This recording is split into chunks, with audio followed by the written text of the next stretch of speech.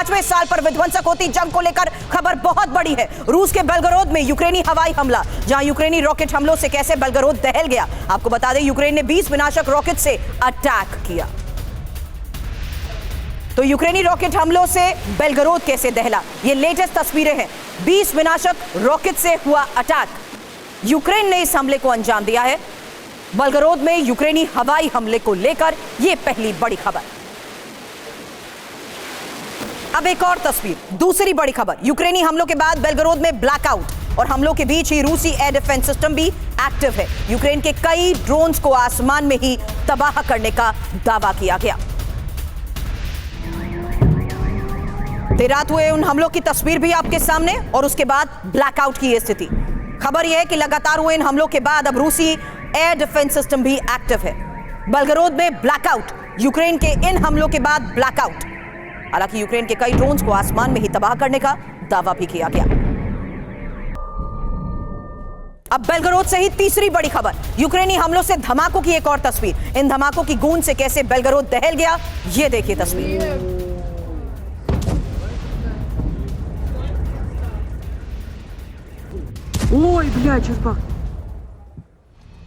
हालांकि लगातार होते हमलों के बीच कहना गलत नहीं है कि साफ है रूस भी लगातार आक्रामक है। यूक्रेन पर रोज विध्वंसक हमले हो रहे हैं। 5 साल में रूस यूक्रेन युद्ध की 5 बड़ी बातें जानना बहुत जरूरी है, क्योंकि युद्ध की 5 बड़ी बातें, जहां सबसे पहली और महत्वपूर्ण बात, 3,25,000 रूसी सैनिकों की मौत, ये CSIS में दावा किया गया है। साथ ही यूक्रेन के 1 लाख सैनिकों की मौत का दावा द इकोनॉमिस्ट में किया गया। कुल 12,000 नागरिकों की मौत का दावा संयुक्त राष्ट्र की तरफ से भी किया गया है। वहीं यूक्रेन के 20% हिस्से पर रूसी कब्जे का भी दावा। और 5वीं और सबसे महत्वपूर्ण बात, वर्ल्ड वॉर 2 के बाद यूरोप का सबसे बड़ा युद्ध। संजय सोई सर, इस हालात के बीच में जो 5 बड़ी बातें, क्योंकि युद्ध का ये 5वां साल है सर, अब कितना और ज्यादा इग्नाइट और एग्रीवेट हो सकती है सिचुएशन साल 2026 की अब बात करें तो? देखिए सुरभि जी, जब युद्ध शुरू हुआ था रशिया ने सोचा एकदम युद्ध खत्म हो जाएगा। बहुत बड़ी संख्या में उन्होंने हमला किया और यहाँ पर जेलेंस्की और यूक्रेन के सैनिकों ने जिस प्रकार से विरोध किया और 5वां साल शुरू हो गया। अभी भी मैं ये देख रहा हूँ 3-4 ऑप्शंस हो सकते हैं। नंबर 1 कि जैसे सीज फायर की बातें चल रही हैं, शायद पीस हो जाए तो बड़ी अच्छी बात होगी। हालांकि 2 पीस प्लान अबू धाबी और जेनेवा फेल हो चुकी हैं, लेकिन अभी भी उम्मीद रखनी चाहिए। दूसरी बात हो सकती है कि हमले और तेज हो जाएं और रशिया ने जो डिमांड की है सुमी खार्किव के इलाके पर भी कब्जा करके अपना बफर जोन बनाए। तीसरी बात ये हो सकती है कि यूक्रेन मान जाए इस बातों को और फिर शांति हो जाए। चौथी बात ये हो सकती है कि लंबे समय तक, जैसे छोटी छोटी लड़ाई चल रही इस समय में, वॉर ऑफ एट्रिशन जिसको कहते हैं, कि जमीनी लड़ाई, 2 गांव ले लिए, 4 गांव ले लिए, इस तरह की लड़ाई बहुत लंबे जमीनी लड़ाई की एक और तस्वीर सर, और ये यूक्रेन के मोल्डोवा पर रूसी हमले की अगली खबर, जहां शाहिद ड्रोन से पुल को कैसे उड़ाया गया। इस हमले में 40 साल की महिला की मौत की खबर है। पुल के दोनों तरफ जाम भी लग गया। तो लगातार हो रहे हमलों के बीच ये बड़ी खबर, जहां बेलगरोद से अभी तक बड़ी खबरें आपने देखी, लेकिन इस बीच ये यूक्रेन के मोल्डोवा पर रूसी हमले की वो तस्वीर है जहां शाहिद ड्रोन से पुल को उड़ा दिया गया। इसी हमले में महिला की मौत की खबर, पुल के दोनों तरफ लंबा जाम। अब एक बार फिर बेलगरोद, और बेलगरोद में यूक्रेन के उस बड़े हमले की एक और तस्वीर, जहां यूक्रेनी हमले में ही रूस के 2 S-400 को नष्ट कर दिया गया। यूक्रेनी सेना के ब्लैक फॉरेस्ट ग्रुप का यह अटैक है। कैमिकाज़ी ड्रोन से S-400 तबाह किया और साथ ही यूक्रेनी हमले में रूस को भारी नुकसान का दावा किया जा रहा है। एक बार फिर से बता दें, यूक्रेनी सेना के ब्लैक फॉरेस्ट ग्रुप का यह अटैक और कैमिकाज़ी ड्रोन से तबाह किया S-400।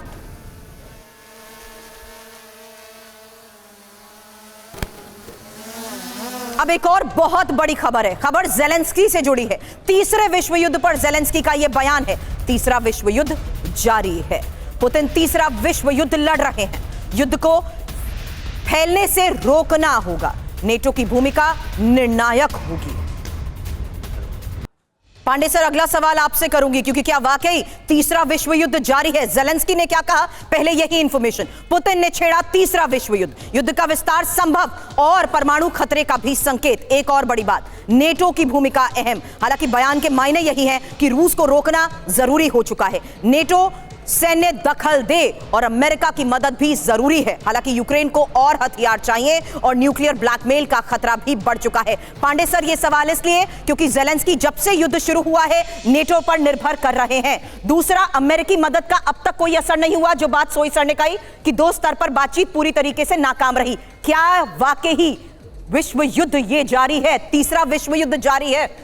देखिए, जेलेंस्की चाहते हैं कि लोग इसको विश्व युद्ध कहें ताकि वो जो उनके ऑब्जेक्टिव है पूरे हो सके, लेकिन वो शुरू से ही जो है नाटो पर आधारित रहे। और कोई मुल्क जो है दूसरे के सहारे, दूसरे देशों की वैशाखियों के सहारे अगर चलना चाहता है तो वो उसका भ्रम है कि वो चल रहा है। तो वो एक भ्रामक जाल फैलाना चाहते हैं, कह के विश्व युद्ध को, जबकि विश्व में शांति की आवश्यकता है। जहाँ पर विश्व परेशान है, कई वर्ल्ड ऑर्डर डिस्टर्ब हो रहे हैं डोनाल्ड ट्रंप के अप्रोच से, और बाकी देशों के जो फूड और एनर्जी की लड़ाई है।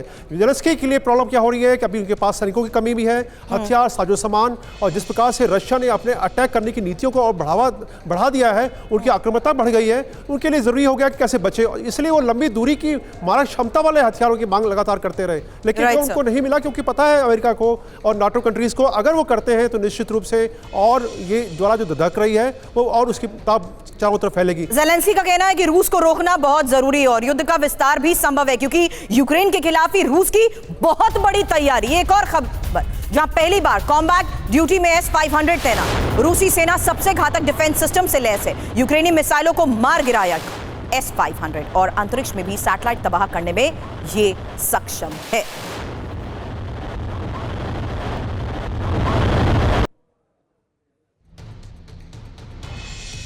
खबर यह कि रूस ने अग्रिम मोर्चे पर Su-34 को भी लगाया है। Su-34 से दागी गई फैब 1500 मिसाइल। यूक्रेनी बख्तरबंद वाहनों पर हमला।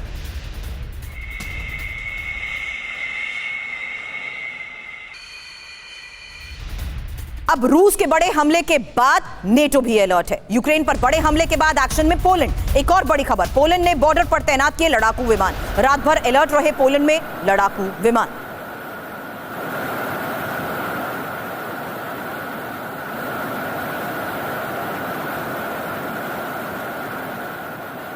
सचदेव सर, अगला सवाल आपसे करूंगी क्योंकि नेटो की ये तैयारी कितनी जरूरी है। अलर्ट मोड पर नेटो, खबर क्या है, हुआ क्या है? यूक्रेन पर बड़े हमले के बाद तनाव तो बढ़ चुका है। हमले के बाद नेटो देशों में एक्शन को लेकर खबर है कि पोलैंड में रात भर हलचल बढ़ी और बॉर्डर पर कई लड़ाकू विमान भी तैनात हुए। हालांकि रडार टोही सिस्टम की भी तैनाती को लेकर खबर और बॉर्डर पर ही विमानों का रात भर ऑपरेशन। डर क्या है? नेटो पर रूस से हमले का अंदेशा, एहतियातन लड़ाकू विमान भी तैनात किए जा रहे हैं और बड़ी बात यही कि यूक्रेन पर ड्रोन और स्कैंडर मिसाइलों से अटैक और कई जगहों पर हाइपरसोनिक मिसाइल से भी हमला। अब नेटो पर बढ़ते खतरे को देखते हुए सर, क्या रूस की यह तैयारी अब पूरे एक्शन मोड में? सचदेव सर, अब देखिए, यहाँ पर आपको 2 अलग अलग चीज़ों को एक साथ नहीं करना होगा।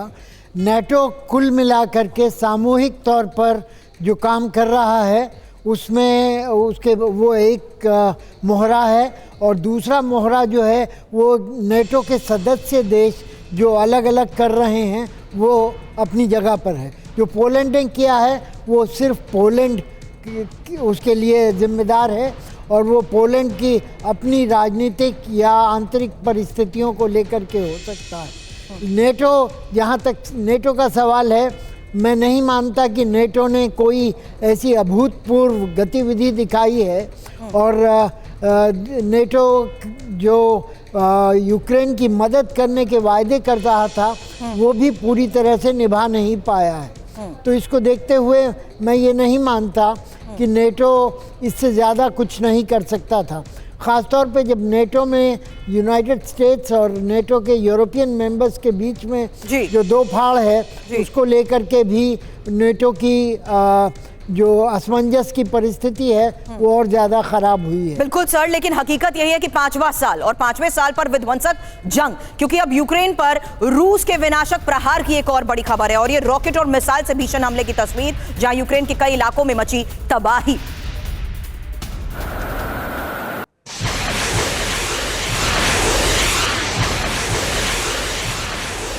रॉकेट और मिसाइल से भीषण हमला, यूक्रेन के ज्यादातर इलाकों में तबाही की ये तस्वीर। वहीं अगली तस्वीर आपके सामने राजधानी कीव की होगी। 5वें साल पर विध्वंसक होती जंग और ये एक और बड़ी खबर यूक्रेन की राजधानी कीव पर बड़े हमले की, जहां रूस ने ऊर्जा ठिकानों को टारगेट किया है। रूस ने मिसाइल और ड्रोन से अटैक किया है। रूस के हमले से कीव में भीषण तबाही की ये तस्वीर देखिए।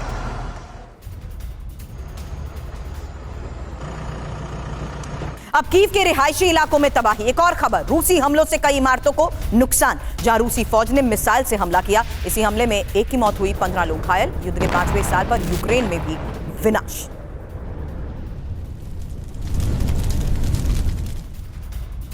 कीव की एक और तस्वीर, रूस के इन हमलों के बीच मिसाइल दागी गई है और रूसी हमलों से कई इलाकों में लगी आग की यह तस्वीर है।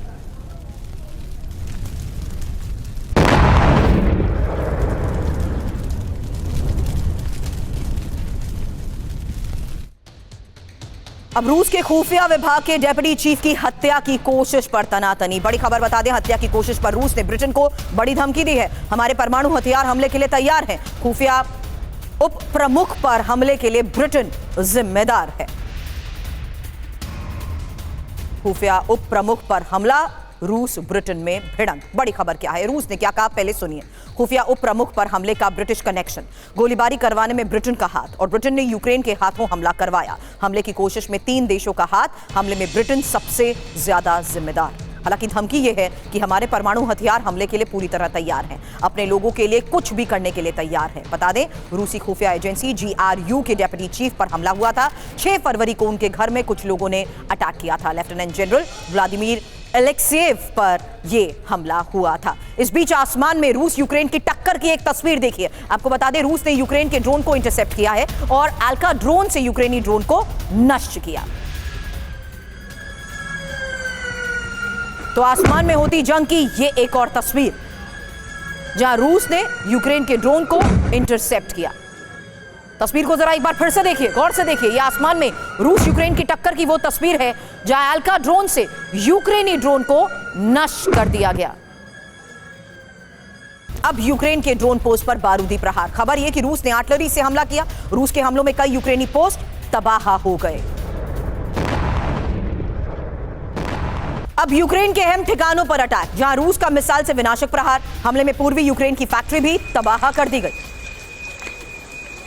अब एक और बड़ी खबर है और यह यूक्रेन की मदद के लिए नेटो की नई पहल, जहां पोलैंड में लॉजिस्टिक हब नेटो खोलेगा। रोमानिया में भी खोला जाएगा लॉजिस्टिक हब। यूक्रेन को नेटो से तेजी से सैन्य मदद मिलेगी। हालांकि नेटो की ही ये मदद क्या पुतिन के गुस्से की एक और वजह बनेगी? इसको लेकर सोईसर अगला सवाल आपसे। उससे पहले दहल उठेगा रूस, क्योंकि नेटो का प्लान क्या है? नेटो के प्लान की एक information. Plan A, Poland Romania से लॉजिस्टिक हब, साथ ही यूक्रेन को सीधी सैन्य मदद इसके जरिए मिलेगी। हथियार भेजने में भी कम समय लगेगा। गेम चेंजर मिसाइलें यूक्रेन भेजी जा सकेंगी। नेटो का प्लान बी ये है कि बाल्टिक देशों से रूस की घेरेबंदी होगी। बेलारूस के पास नेटो की तैनाती भी संभव है। काला सागर से रूसी युद्धपोत पर भी निशाना। संजय सोईसर, इस प्लानिंग को एग्जीक्यूट करने का अगर यही वक्त है तो ये प्लानिंग इसलिए भी जरूरी क्योंकि जिस तरीके से, जिस रूट से अभी तक ये लॉजिस्टिक और ये मदद पहुंचाई जा रही थी, सीधे रूस उन्हें टारगेट करने में भी कामयाब रहा। क्या अब नेटो के घेराव और नेटो पर बढ़ते पुतिन के गुस्से की ये एक और वजह बन सकता है? नहीं, बिल्कुल सुरभि जी, ऐसा है कि इस समय में जैसे आपने ठीक कहा कि रशिया ने सूमी, खार्किव, उन इलाकों पर अटैक करना शुरू किया जहाँ से मदद आ रही थी। और लेकिन 2-3 बातें यहाँ पे निकल के आती हैं कि कितनी मदद दे रहे हैं अभी वो, क्योंकि अमेरिका ने अपना हाथ काफ़ी खींच लिया। और जैसा कि एम्बेसडर सचदेव बता रहे थे कि आज वो नेटो के पास वो ताकत नहीं है कि इतनी मदद दे सके। तो कई बार ये आज पहले भी पोलैंड और रोमानिया से ही इनके पास मदद जाती थी। ये क्या, ये ज़्यादा प्रोपेगेंडा है कि यहाँ पे लॉजिस्टिक बेस बनाई जाएंगी, या वो अपनी ही मदद करना चाह रहे हैं इस समय में? क्योंकि एक बात देखिए यहाँ पे, इस समय में जो चाहे जेलेंस्की की वजह से या नेटो कंट्रीज में खौफ है, रशिया की वजह से अमेरिका ने अपना बजट कम कर दिया नेटो देशों के लिए और उन्होंने अपना बजट बढ़ाया है। उनको अपनी सुरक्षा की चिंता है। जिस प्रकार से पीछे कुछ देशों में, चाहे पोलैंड हुआ या बाल्टिक कंट्रीज में ड्रोन्स के द्वारा रशिया के ड्रोन्स गए थे, उसमें उनका रिएक्शन देखा गया तो इतना इफेक्टिव रिएक्शन नहीं था। आज वो 3% में बजट ले आए, 5% पर ले जाने की चिंता है। तो आज वो सोच रहे हैं कि हम अपनी जान बचाएं या यूक्रेन की रक्षा करें। लेकिन आज भी उनका उद्देश्य यही रहेगा कि धीरे धीरे आग को जलते रहने दें, कुछ कुछ मदद यूक्रेन को देते रहे ताकि रशिया यूक्रेन के साथ उलझा रहे और वो सुरक्षित रहे। लेकिन पुतिन का खतरा, रूस का खतरा कम होने का नाम नहीं ले रहा सोई सर, क्योंकि यूक्रेन जंग पर अब बड़ा ऐलान पुतिन कर सकते हैं। ये एक और बड़ी खबर है और ये यूरोप के खिलाफ जंगी ऐलान के संकेत हैं। रूस की आठवीं तैयारी पर बोल सकते हैं पुतिन। ये एक्सप्रेस के हवाले से ये खबर क्या है, इस खबर को लेकर क्या दावे किए जा रहे हैं, क्या वाकई पुतिन करेंगे बड़ा जंगी ऐलान, इसके संकेत क्या हैं? संकेत ये कि 3,60,000 सैनिक बेलारूस में तैनात हैं। दूसरा संकेत ये कि साइबेरिया में भी यार्ड्स मिसाइल से ड्रिल हुई। तीसरा संकेत, स्कैंदर मिसाइल को अपग्रेड किया। चौथा संकेत, सैन्य अधिकारियों के साथ पुतिन की बैठक। पांचवा संकेत, बेलारूस में ऑर्शनिक मिसाइल भी तैनात। पांडे सर, ये संकेत इसलिए भी जरूरी है क्योंकि इस बात को रूल आउट नहीं कर सकते सर कि भले ही रूस इलाकों पर कब्जा कर चुका, लेकिन खदेड़ने में यूक्रेन भी कामयाब रहा। भले ही ज्यादातर कब्जे के बीच बफर जोन की बात भी कही गई, लेकिन इन 4 सालों में रूस भी गवर्न नहीं कर पाया। क्या यही एक बड़ी वजह है कि अब परमाणु युद्ध के संकेत, परमाणु तैयारी के संकेत भी उसे किसी तरीके से डोमिनेट करने की ये कोशिश? देखिए, हम पिछले 4 वर्षों में लगातार सुनते रहे कि शायद पुतिन न्यूक्लियर ऑप्शन की तरफ जाएं, लेकिन हमें पता है कि वो काफ़ी सुलझे हुए और बड़ा क्लियर उनका प्रोविज़न है कि न्यूक्लियर वो ऑप्शन पर जाते हैं तो दोनों तरफ बहुत भारी नुकसान होगा और पूरा विश्व प्रभावित होगा। तो न्यूक्लियर ऑप्शन तो केवल मात्र, जैसे कहा भी जाता है कि न्यूक्लियर ऑप्शन आजकल केवल एक डिप्लोमेसी का टूल हो गए, न कि कोई सैनिक टूल हो। तो ये बात कहीं लगातार कहती जाएगी, लेकिन कोई न्यूक्लियर वेपन यूज़ किए जाएंगे इसकी संभावना लगभग शून्य है। लेकिन इन सब की आवश्यकता क्यों है? क्योंकि देखिए, रशिया ने देखा कि यूरोप कंट्रीज धीरे धीरे अपने पूरे जो सैन्य उनका विस्तार है वो बढ़ा रहे हैं, लेकिन इसके पीछे केवल रशिया कारण नहीं है, क्योंकि अमेरिका ने जैसे कदम पीछे बढ़ाया है, हटाया है, और साथ में ग्रीनलैंड और आइसलैंड की बातें भी हो रही हैं। तो उसके सापेक्ष में ये जरूरी है कि यूरोपियन कंट्रीज अपना एक्शन लें इसको काउंटर करने के लिए, क्योंकि वो दो तरफा हो सकता है। वो अमेरिका के खिलाफ भी हो सकता है, हालांकि वो थ्योरेटिकल कॉन्सेप्ट है, वो रशिया के खिलाफ भी हो सकता है, लेकिन जो लॉजिस्टिक हब बनाए जा रहे हैं वो ज़्यादा जो है इस इक्वेशन को, जो कि ग्रीनलैंड की वजह से शुरू हुई है, उसमें मदद करेंगे, न कि रशिया के खिलाफ। बिल्कुल सर, लेकिन ये परमाणु तैयारी को लेकर दबाव बनाने की कोशिश क्या इसलिए भी जरूरी क्योंकि शांति समझौते पर बात बनने की उम्मीद ही नहीं है। हालांकि यूक्रेन से पूरा डॉनबास चाहते हैं रूसी राष्ट्रपति। एक बड़ी खबर बता दें, ट्रंप को पुतिन की शर्त मंजूर है, लेकिन जेलेंस्की को नहीं। यूक्रेन को नेटो सदस्यता के खिलाफ पुतिन। अगला सवाल सचदेव सर आपसे करूं, उससे पहले ये इंफॉर्मेशन, और ये बहुत इंपॉर्टेंट इंफॉर्मेशन, क्योंकि युद्ध विराम के लिए पुतिन की शर्तें क्या हैं। सुनिए, पहली शर्त डॉनबास, यानी पुतिन चाहते हैं कि यूक्रेन, लुहांस्क और डोनेस्क प्रांत रूस को दे। यह शर्त ट्रंप को मंजूर है, लेकिन जेलेंस्की को स्वीकार नहीं है। पुतिन की शर्त है कि क्रिमिया को रूसी प्रांत के तौर पर मान्यता मिले। ट्रंप इसके लिए भी तैयार है, लेकिन जेलेंस्की को नामंजूर है। पुतिन चाहते हैं कि अस्थायी नहीं बल्कि स्थायी युद्ध विराम हो। इस पर ट्रंप और जेलेंस्की दोनों सहमत हैं। पुतिन की शर्त है यूक्रेन को नेटो की सदस्यता ना दी जाए। ट्रंप इसके लिए राजी है, लेकिन जेलेंस्की राजी नहीं है। रूस चाहता है कि यूक्रेन अपनी सेना को सीमित करे। ट्रंप इसके लिए तैयार है, पर जेलेंस्की तैयार नहीं है। पुतिन की शर्त है कि यूक्रेन में शांति सेना के नाम पर नेटो या यूरोपियन यूनियन की सेना ना तैनात हो। ट्रंप को यह मंजूर है, लेकिन जेलेंस्की को नहीं। रूस चाहता है कि फ्रंट लाइन पर नेटो के जो हथियार मौजूद हैं उन्हें हटाया जाए। ट्रंप ऐसा करने के लिए तैयार है, लेकिन जेलेंस्की नहीं। पुतिन चाहते हैं कि रूस पर लगे सभी प्रतिबंध हटाए जाएं। युद्ध विराम के बदले ट्रंप ऐसा करने को तैयार है, लेकिन जेलेंस्की नहीं चाहते कि रूस पर लगे प्रतिबंध हटे।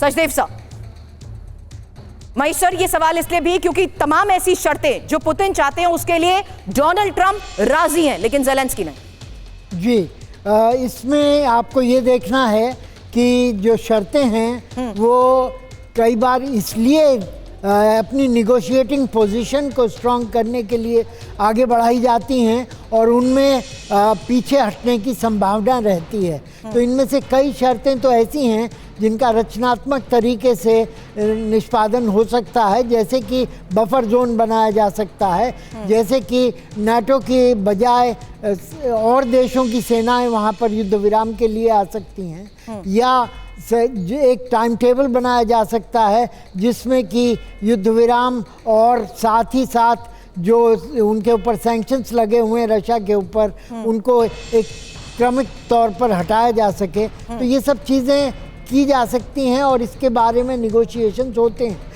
जहाँ तक ज़ेलेंस्की साहब की वीटो का सवाल है, जैसा कि हम 28 फरवरी पिछले साल से जानते हैं, जब उन्हें व्हाइट हाउस से निकाला गया था, उनके पास वो वीटो नहीं है।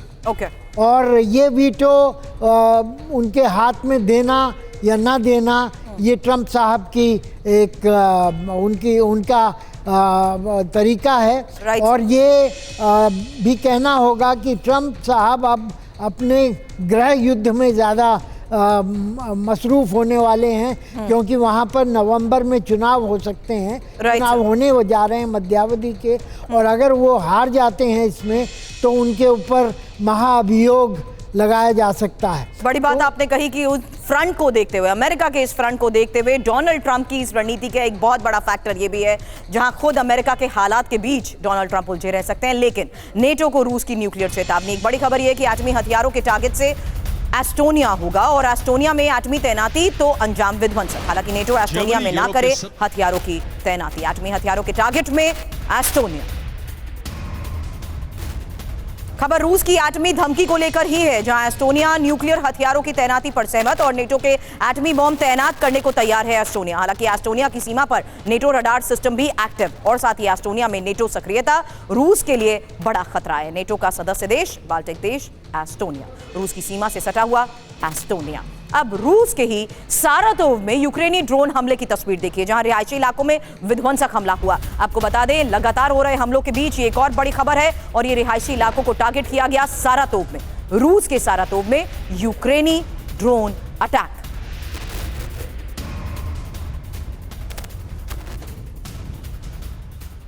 और सारातोव में ही रात के वक्त यूक्रेनी हमले की एक और तस्वीर देखिए। पूरे सारातोव में एयर रेड सायरन बजे।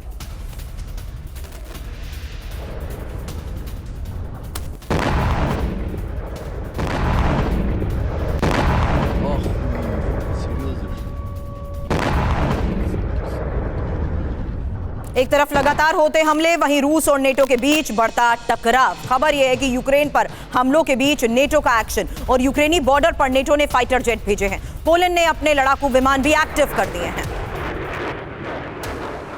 पोलैंड में जो ड्रोन। तो फिलहाल रूस नेटो में हवाई टक्कर। हालांकि बड़ी बात यह है कि रूस और नेटो के बीच जंग की आशंका बढ़ चुकी है। टकराव क्यों बढ़ा?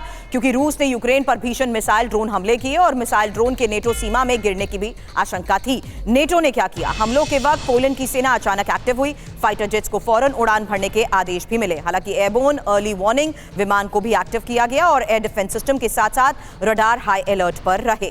फिलहाल इस फ्रंट से लगातार आ रही इन खबरों के बीच ये साफ है कि किस तरीके से युद्ध के इस 5वें साल के बीच भी तैयारी पूरी है। तनातनी और तनाव के बीच जो बयान दिए गए हैं, उसके बारे में एनालिसिस के लिए आप तीनों मेहमानों का बहुत बहुत शुक्रिया।